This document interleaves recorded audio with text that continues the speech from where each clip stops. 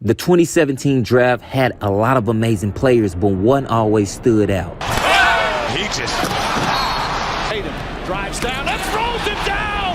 Wow! And his name is Jason Tatum. Four-time NBA All-Star, last year's Eastern Conference Finals MVP, and now he just dropped his own shoe, the Tatum 1.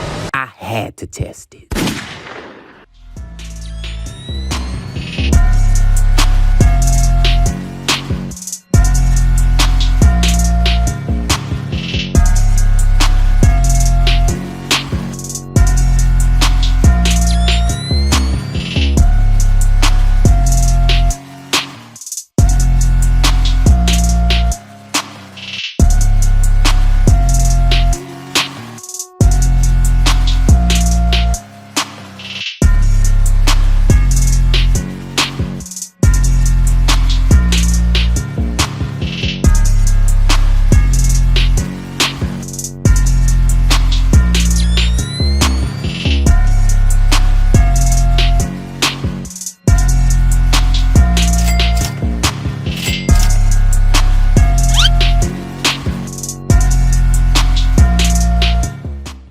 What's good, YouTube? Jay Jones here, and today I'm going to give you my thoughts on the Jason Tatum 1, the Tatum 1. I'll try to make this precise but as informative as possible so that you have the information you need before purchasing. Let's get into it. Right away, one of the features I think we should start with is the traction. The Tatum 1 has a patterned outsole, but it's made of foam. There's not a traditional full rubber compound used here, which in my opinion would have taken this sneaker to the next level. I mean, I get it. The thought was to be as minimal as possible while still being able to grip the court. Okay, I got you. And I believe this is the lightest sneaker in the Jordan brand line right now, and that's cool and all. Hell yeah, you know what I'm saying? That's straight, but we still need nice traction though. Hell yeah. I do feel that the forefoot was a little more consistent than the heel when looking to stick, plant, cut, all of that, with the two rubber areas up top. Now, you know I'm always on my toes when I hoop, like most hoopers are, so I get the rubber being placed here. Place it where it's used most, I get you. But the back of the sneaker is just molded foam, and it doesn't really grip the court like you think the Tatum 1 should. It doesn't really have grooves, it's pretty flat overall. For sure made for indoors and not outside. Now, it wasn't really bad. You know, 2 of the 3 slides stuck like glue. And this is a pretty used court. Like, people use this court every day, so I couldn't really complain about that. Overall, the traction design could have been better for sure, at least the second half of the sneaker where the heel is. I mean, in my opinion, they could have put a little something back here. I mean, I know majority of basketball players are playing on, you know, their toes, and that's fine. But it's kind of one of those things where it's like, you don't need it until you need it. You feel me? That's why there's so many ball players who hoop in Kyrie's, because you have multi-directional traction all over. That way you're covered at all times. You don't really get that here. But again, it's not terrible, but I do think there's room for improvement in this category. Now, y'all know me, I'm old school. Give me a little rubber herringbone all the way through, and I'm cool. That'll take the traction to the next level in my opinion. That's just me though. Now let's talk about the materials real quick. The Tatum 1 features a lightweight lino weave upper for breathability and a minimalistic feel that many should enjoy. It's thin, pretty well ventilated, and one of the best features on the Tatum 1 in my opinion. Lino weave is just another way of saying you have a nice mesh knit upper. The same material choice that's found on the 37, which is a good look in my opinion. I've become an upper guy. I like having soft, lightweight materials on foot, and the lino weave provides that. It's lightweight, but also strong enough to keep your foot in place at the same time. Not much break-in time is needed here, if any at all, and this is a nice, balanced material choice, and something I believe is perfect for Jason Tatum. Now let's talk about another feature on the shoe, the cushioning. Now the cushioning is another area that I was expecting to experience something crazy, but it was kind of average, I'm not gonna lie. You do have a large 4-foot zoom unit, and it's there. It's unlocked, but not like you think. Hey, I figured right away that the zoom unit would be unlocked because you can see it right through the sneaker. That's a nice touch Jordan brand went with. I don't mind that. I like that. It's a nice size unit, which is dope low key, but it just doesn't give that bounce back that I was expecting. I don't know. It's like linking up with the fitness chick online. Like, ooh, on IG, you looking right. You know what I'm saying? Nice angles. You strong in the gym. Okay. In person, I ain't gonna lie. You kinda finesse me. I'm gonna be You kind of hold me, jerk. I know y'all remember the unlocked zoom on the 28. The 28 was crazy. Zoom bags was popping left and right. Ah, damn. Good times. I mean, even on the 29, one of the best Jordans ever, y'all remember, right? You could still feel the unlocked zoom when they fixed the issue. You had a little bounce back, it was there. I was just kind of expecting the Tatum 1 to feel like that. You don't get that vibe in the Tatum 1. I need these zoom bags popping. Poof, poof. Nah, that's too far. No, we don't want them popping. That ain't...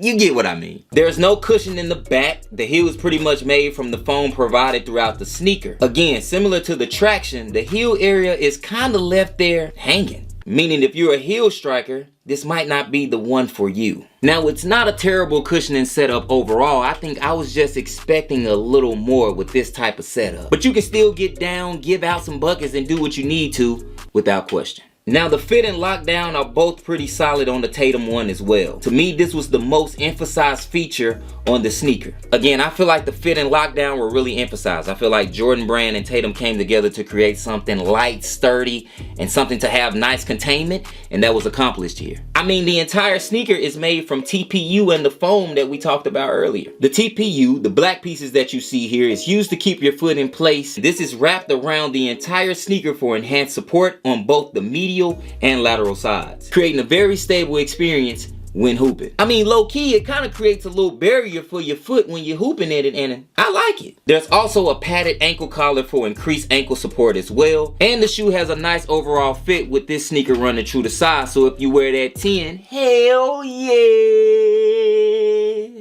Just get that 10, jerk. Overall, the Tatum 1 is just simply that. His first signature basketball sneaker. There's parts to like about it, but there's also room for improvement on other parts as well, and that's usually how a debut sneaker is. W material choice, but weird traction design, but hey, it'll get you by though. Uncaged zoom, you can see it, but minimal bounce back. Is it unlocked or not?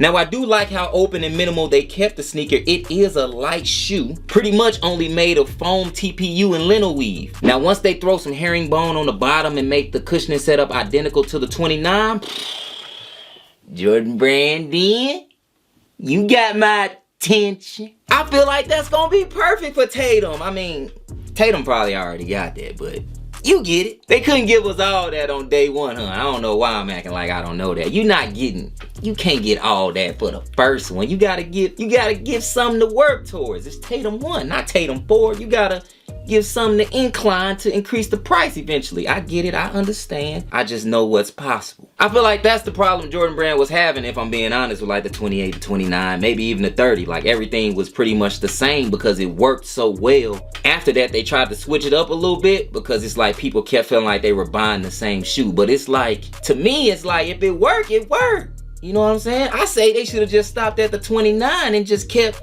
changing colors. I'd still be buying them.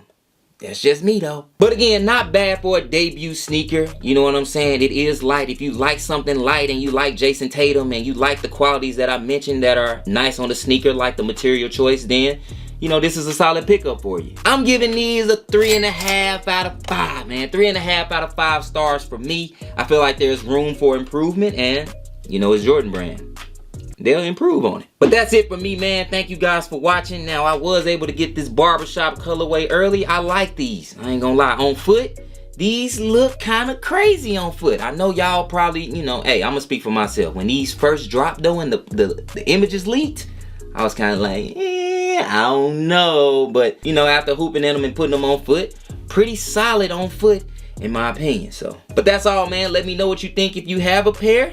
And I'll see y'all on the Way of Wade joint next. Until then, it's Jay. I'm out. Peace. Yay.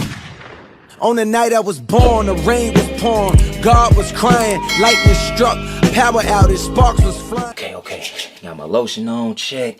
Got my chapstick, check. Make sure I get right, because people be worried about the wrong shit. Whole conclusion, that Jay Jones was ashy. Ignore all the information. Alright.